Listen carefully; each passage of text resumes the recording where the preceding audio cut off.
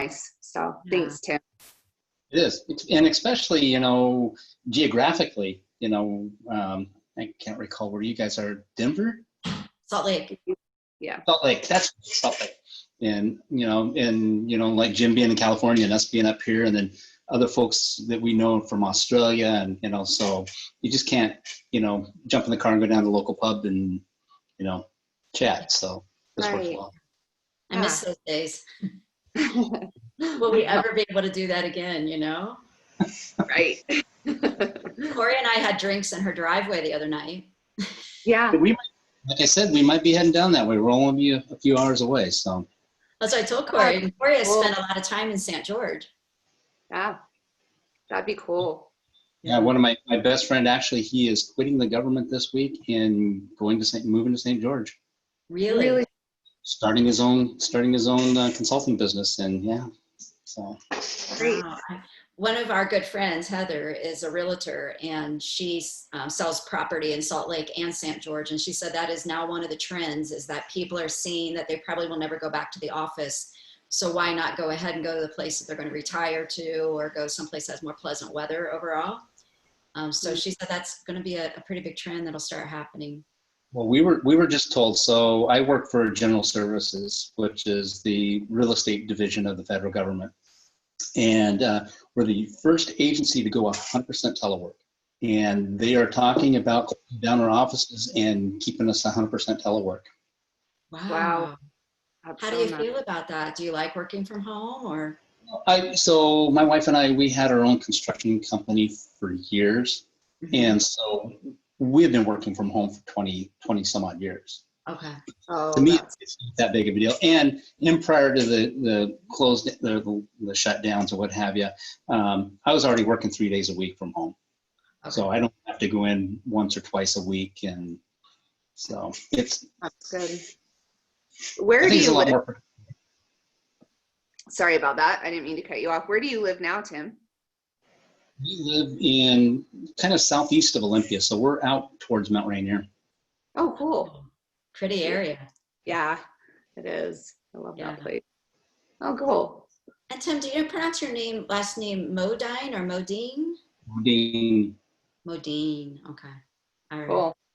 All right. Well, let's start the official thing. And of course, it's just the three of us. And we're just getting started. So if we mess up, it's no big deal. But I do not have professional editing skills, so I won't be able to edit it out. So maybe my college-age student will be able to edit something, but if it's left on my devices, everything will be left in. So Keep things correct, and I won't say anything off color or anything. So if anyone messes up, it'll be me. So don't worry. Oh. All right.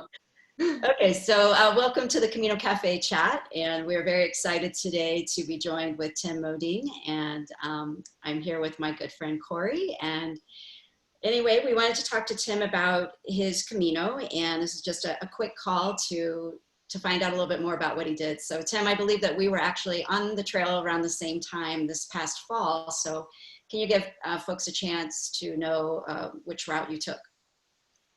yeah, so we took the St. John or the France route, and we started the last part of August, first part of September, and we finished up the first week of October. Okay, so how many days was that in total? I think we were on the trail of about 34 days, 33, 34 days. So you had some really long days, right? Like how many, like what was your longest mileage day? I think our longest mileage day was 22 or 23 miles. Wow. How many times did you stop during that day, do you think? Like, to actually stop and have a coffee or? Actually, surprisingly, probably quite a few times. In the morning, at least, every coffee stop you could see in the first 2 hours you stopped at. So, and then having the chocolate croissants, Yeah. Trying to think what they call them there. Anyway, yeah, it's the warm chocolate-filled croissants.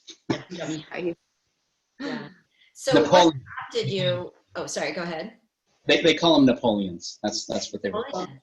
I didn't know they had a different name there. I had them, but I didn't know what they were called. So when you look back now, was there something in your life that prompted you to actually go on the Camino? Was it on a bucket list, or what was going on that got you So interested? my wife and I do a lot of hiking. We, hike Mount Rainier quite often, almost every other weekend that we can, being so close to living there. And we've hiked all around the United States.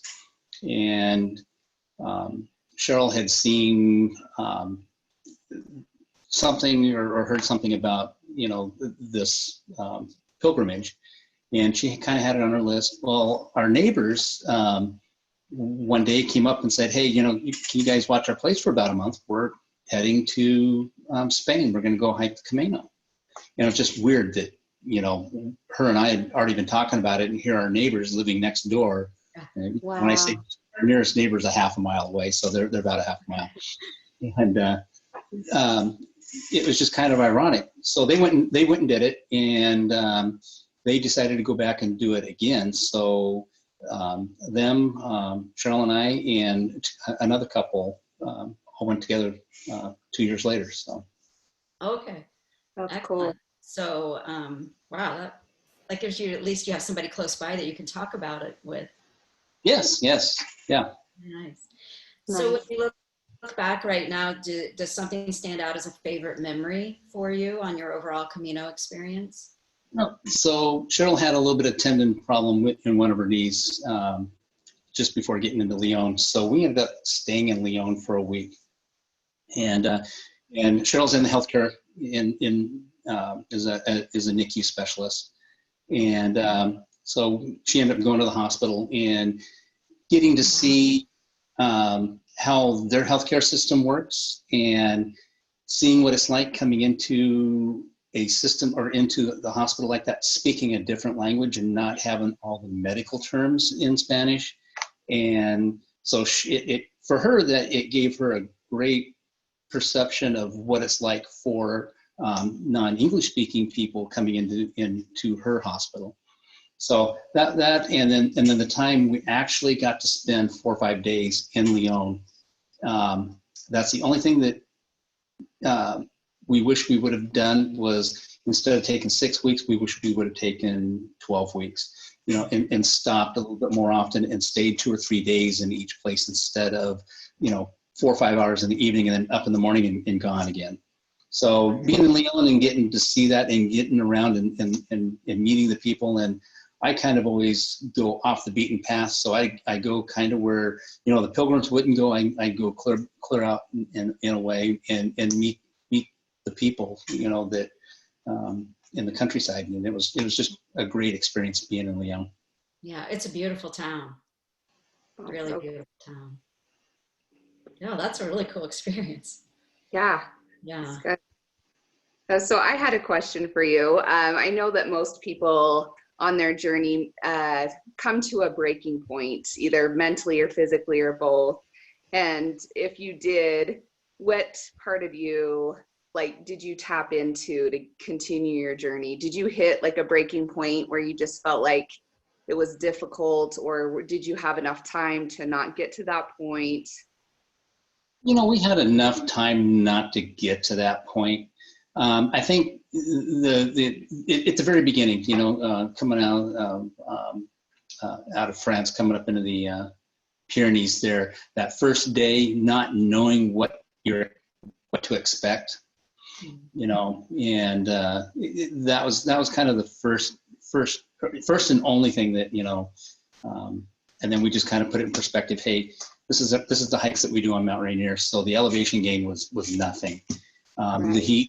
The heat was a little bit intimidating, and again, trying to keep the packs light, didn't carry as much water, but ironically, we carried more than enough water, and ended up giving aid and assistance to some folks that weren't prepared going up and out of there.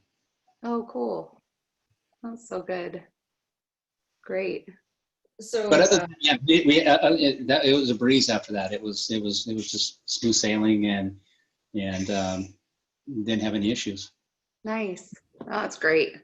Yeah, really lucky. I know.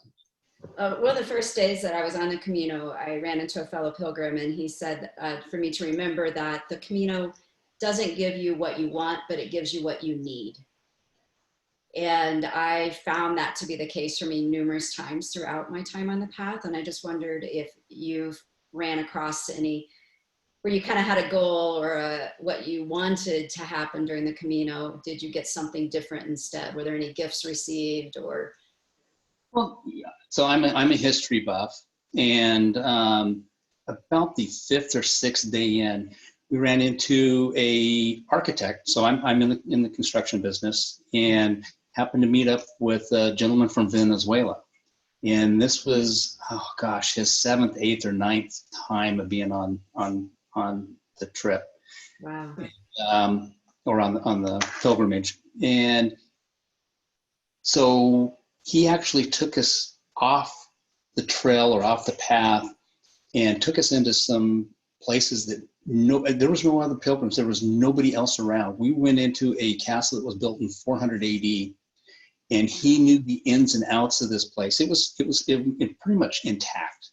The roof was caved in, of course, but other than that, all the rooms, everything was there. Even the monastery that was part of the castle was still almost and probably 90% complete. Wow. And so we would never, I was hoping to be able to see some of the stuff. He also took me to a Knights Templar cathedral, I believe it is, or Cool. monastery that nobody else goes to. And that one was 100% immaculate. And there was nobody there but him and I. Wow. So That's I mean, amazing. never would have never dreamt of even meeting this guy or anything, but I was sure hoping to get to see some architecture and things that a lot of people don't get to see. And sure enough, out of the blue, here he is, and there we went. I love so that story. Just another example of the Camino providing, right? Like the chances of you running into him, it can't be coincidence. You had this interest and he was able to show this to you. I love that. That's so cool. Yeah. That's amazing. I would love to be able to see those places as well. No kidding. Same. Is there anything that you learned about yourself on your journey that maybe you hadn't known about yourself before? Anything that you maybe deep down, like that became apparent or to the forefront for you? Yeah. The biggest thing that comes up is minimalist. You don't need everything you have. I mean, I feel very blessed with what we have, but we don't need everything we have. We lived 35, 36 days I had a 20 pound ruck and, 2 sets of clothes and another pair of, flip flops, and that was about it. What else more do you need? And, we had shelter every night and more than enough food. So just learning that, we've grown to be so materialistic in this day and age that, it's and you don't need this stuff. Yeah. When you look back at what was in your ruck, can you think of 2 or 3 things that you absolutely would take again if you were to go back on the Camino? I would actually take a better camera than my cell phone camera. Okay. There's just so many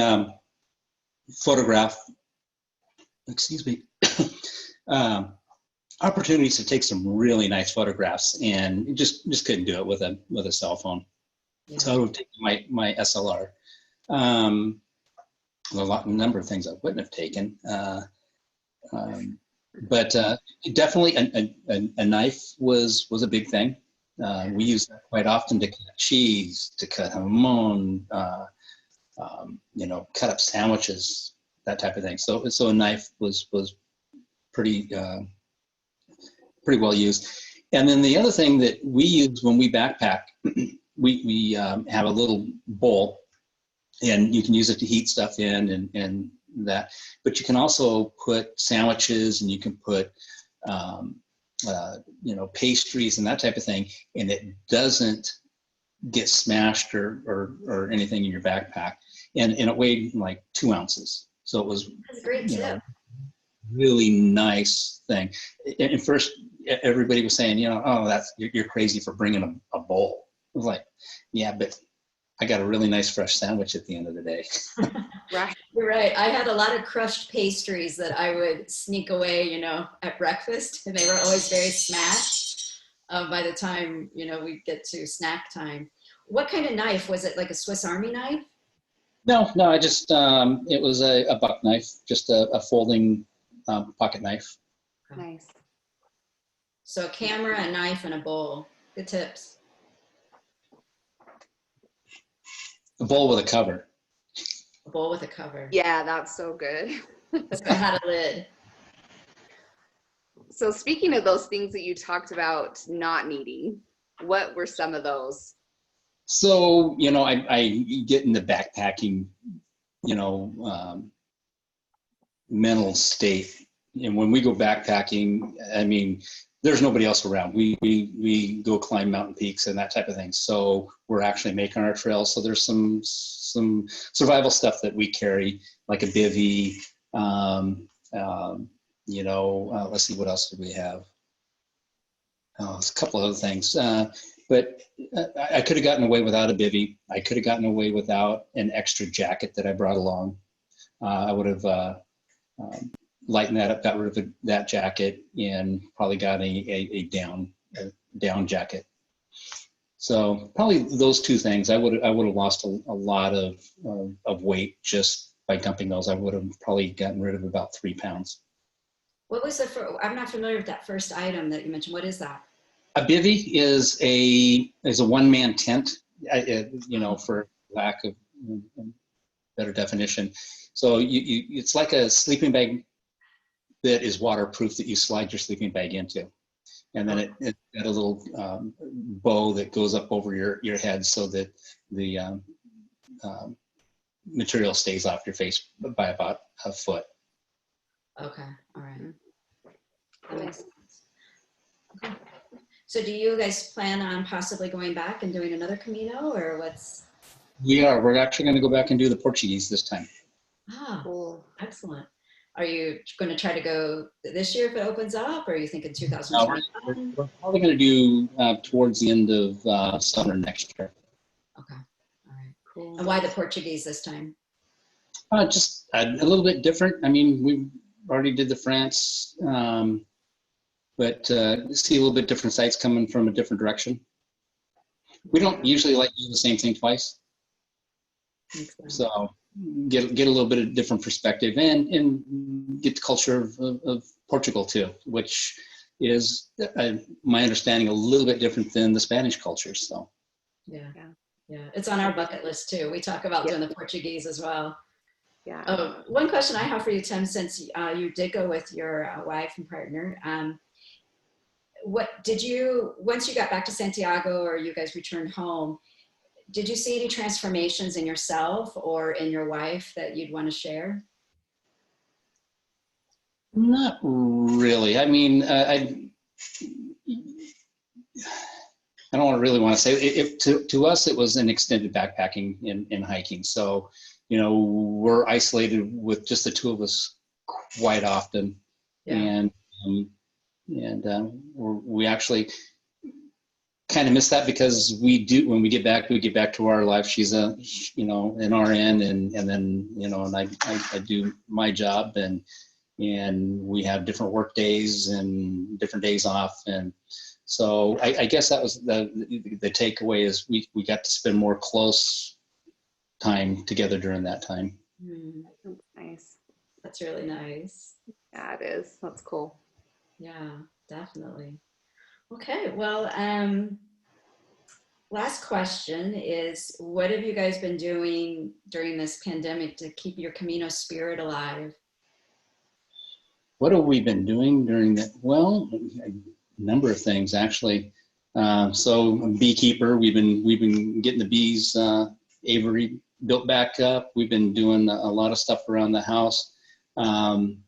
Cheryl keeps doing a lot of hikes, so we're fortunate that we live out in the foothills of Mount Rainier, so she'll take off and do 5, 10, 15 miles a day and do that on her days off. So I guess that's probably the closest to the Camino that, the spirit is just getting out and enjoying life and nature around us.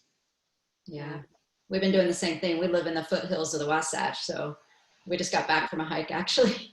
Yeah. Yeah, it's really nice to live in an area where we can get out and do that. But I do miss the cafes along the way. That is definitely the one thing. That is one thing that I do miss. The coffee there is completely different than Starbucks. Yes, completely. I guess I just thought of one more thing I wanted to ask you, and Corey may have one last question too. But just if somebody in our group has not gone on Camino yet, do you have any words of encouragement or anything you'd want to say as to why I think everybody in the world should go on the Camino? What's taking you so long? Oh, I love it. Right. Seriously, we were dragging our feet a little bit, going, oh yeah, it's 510, 520 miles long. Boy, that's a long ways. It's not a long ways. If you start tracking, how many miles you walk a day now and over the next few months, you'd be surprised that you actually come pretty close to that 500 miles. So don't let that be a hindrance, and definitely get out and get over there and go. I love that. What took you so long? Corey, do you have any follow-up questions? No, thank you. You answered. It was amazing. You actually started answering questions before I even asked them that I had written down. So thank you, and thank you for your time. We so appreciate it. Yeah, I'd love to hear more about it. Wonderful. Well, thank you very much, and we hope to see you at a Camino Cafe Zoom call sometime soon. And it was great hearing more about your Camino, and hopefully we'll all be back out there soon. Sounds like it. Look forward to seeing you guys there. Yeah. Same. Thanks again, Tim. Thanks. Take care.